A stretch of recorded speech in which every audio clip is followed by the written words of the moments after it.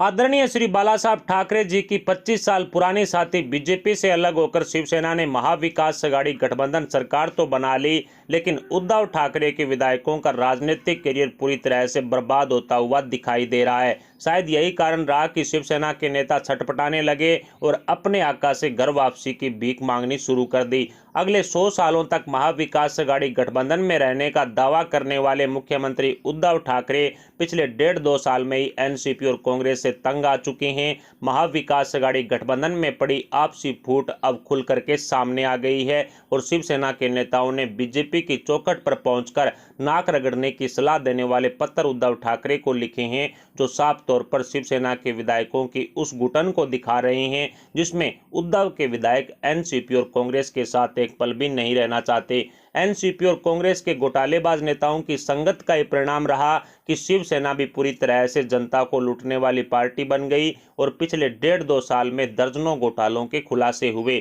अब इस लूट में जांच की आंच शिवसेना की बड़ी मछलियों तक पहुंचने का डर उद्धव के मंत्रियों को सता रहा है। दरअसल महाराष्ट्र में उद्धव सरकार में चल रही खींचतान के बीच में शिवसेना विधायक प्रताप सरनाईक ने मुख्यमंत्री उद्धव ठाकरे को एक पत्र लिखा है। इस पत्र में उन्होंने कहा है कि यदि शिवसेना प्रधानमंत्री नरेंद्र मोदी जी से जुड़ती है तो फायदे में रहेगी। एनसीपी और कांग्रेस अपना खुद का मुख्यमंत्री बनाना चाहते हैं। कांग्रेस अकेले चुनाव लड़ने का फैसला ले चुकी है और एनसीपी शिवसेना से नेताओं को तोड़ने की कोशिश कर रही है। ऐसा लगता है कि एनसीपी को केंद्र से परोक्ष समर्थन प्राप्त है, क्योंकि एनसीपी नेताओं के पीछे कोई भी सेंट्रल एजेंसी नहीं लगी हुई है। हम आप पर और आपके प्रतिनिधित्व पर विश्वास करते हैं, लेकिन कांग्रेस और एनसीपी हमारी पार्टी को कमजोर करने की कोशिश कर रही है। मेरा मानना है कि अगर आप प्रधानमंत्री नरेंद्र मोदी जी के करीब आते हैं तो बेहतर होगा। अगर हम एक बार फिर साथ आ गए तो फिर शिवसेना की पार्टी के लिए भी ठीक होगा, उनके कार्यकर्ताओं के लिए भी फायदेमंद होगा।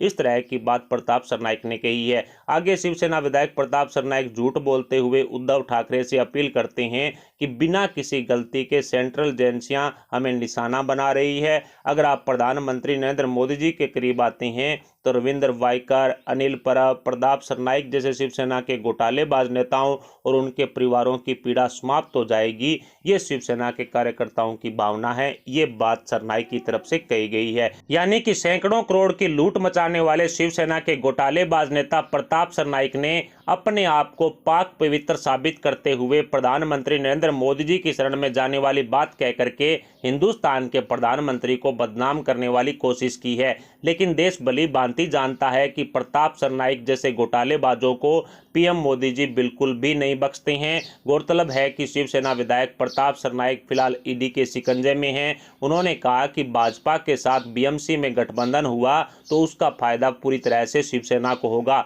सरनाईक का आगे कहना है कि राज्य और केंद्र के बीच में जो संघर्ष चल रहा है उसके बीच में उनके नेता पीछे जाते हैं, लेकिन पूरा महाराष्ट्र जानता है कि सरनाईक द्वारा किए गए घोटालों की जांच केंद्रीय एजेंसियां कर रही है, जिसके चलते उनके घर पर छापेमारी हो चुकी है। सरनाईक की गिरफ्तारी को लेकर के भी कई तरह के कदम उठाए जा चुके हैं। ऐसे में सरनाईक अपने आप को बेगुनाह बताने की कोशिश कर रहा है और केंद्र सरकार पर बदले की भावना से शिवसेना के विधायकों को तंग करने का आरोप थोप रहा है। मालूम हो कि सरनाईक को लेकर के भाजपा के पूर्व सांसद किरीट सोमैया, इसके अलावा भाजपा अध्यक्ष, इसके अलावा विधायक निरंजन के नेतृत्व में वर्तक थाने के करीब मानव श्रृंखला बनाई गई थी। इस दौरान प्रताप सरनाईक को मिस्टर इंडिया भी कहा गया था। इसी पर सरनाईक ने अपना जवाब देते हुए उनके गायब होने वाले भाजपा के आरोपों को एक तरह से खारिज करते हुए बताया कि ईडी की कार्रवाई से वो कहीं ना कहीं अदालती प्रक्रिया में फंसे हुए हैं। अदालती प्रक्रिया शुरू हो चुकी है, उसी में वो व्यस्त हैं। इसको लेकर के विरोधी बिना मतलब का दुष्प्रचार कर रहे हैं। इस तरह की बात सरनाईक की तरफ से बीजेपी को लेकर के कही गई है। प्रताप सरनाईक ने पत्र में आगे लिखा है कि एनसीपी कांग्रेस के नेता अपनी पार्टी के विस्तार में व्यस्त हैं। एनसीपी और कांग्रेस महाराष्ट्र में बड़ी पार्टी बन रही है एवं शिवसेना दिनों दिन छोटी होती जा रही है। ऐसे में घर वापसी करने के अलावा शिवसेना को बचाने का दूसरा कोई उपाय नहीं है। ऐसे में साफ भी हो चुका है कि शिवसेना के घोटालेबाज नेताओं को केंद्रीय एजेंसियां जैसे कि ईडी, सीबीआई, आईटी, इसके अलावा एनसीपी द्वारा किए गए खुलासों से गिरफ्तारी का डर सताने लगा है, जिसके कारण एनसीपी और कांग्रेस से गठबंधन तोड़ने की बात अब शिवसेना के विधायक करने लगे हैं। दूसरी तरफ बीजेपी नेता और महाराष्ट्र के पूर्व मुख्यमंत्री देवेंद्र फडणवीस ने साफ कह दिया है कि घोटालेबाजों का हिसाब होकर रहेगा। करेगा। जनता को लूटने वालों को बिल्कुल भी बख्शा नहीं जाएगा। बीजेपी के दरवाजे शिवसेना के लिए पूरी तरह से बंद हैं। कितने भी पत्थर लिख लो, जेल तो जाना ही पड़ेगा। हम महाराष्ट्र में चुनाव लड़ने के लिए सक्षम हैं और हमें शिवसेना की जरूरत नहीं है। आने वाले कोई भी चुनाव में हम शिवसेना के साथ मैदान में नहीं उतरेंगे। बीजेपी नेताओं ने दो टूक शिवसेना प्रमुख उद्धव ठाकरे और उनके विधायक मंत्री नेताओं को जवाब देते हुए कह दिया है कि घर वापसी वाले रास्ते पूरी तरह से ब्लॉक हो चुके हैं। एक तरफ भारतीय जनता पार्टी शिवसेना की घर वापसी पर ताला लगा चुकी है, तो दूसरी तरफ महाविकास अघाड़ी गठबंधन सरकार में बराबर की पार्टनर कांग्रेस ने शिवसेना के खिलाफ मोर्चा खोल दिया है।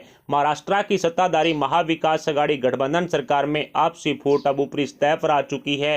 पिछले दिनों ही कांग्रेस प्रदेश अध्यक्ष नाना पटोले ने कहा था कि उनकी पार्टी आगामी विधानसभा चुनाव में अकेले चुनाव लड़ सकती है। इस पर शिवसेना के 55वें स्थापना दिवस के दौरान पार्टी सुप्रीमो और राज्य के मुख्यमंत्री उद्धव ठाकरे ने कांग्रेस को जवाब देते हुए कहा कि जो अकेले लड़ने का फैसला करेगा, जनता जूते चप्पलों से उसकी पिटाई करेगी। उद्धव ठाकरे ने आगे कहा कि कांग्रेस में अकेले चुनाव लड़ने की ताकत नहीं रही। ऐसे में अकेले चुनाव लड़ने से कमजोर कांग्रेस है वो ना घर की रहेगी ना ही घाट की रहेगी। उखाड़ दिया वाले पत्रकार संजय राउत ने मुख्यमंत्री उद्धव ठाकरे के हवाले से अकेले चुनाव लड़ने की बात कर रहे कांग्रेसी नेताओं से कहा है कि जिन्हें अकेले चुनाव लड़ना है वो लड़े और महाराष्ट्र की जनता से जूते खाए।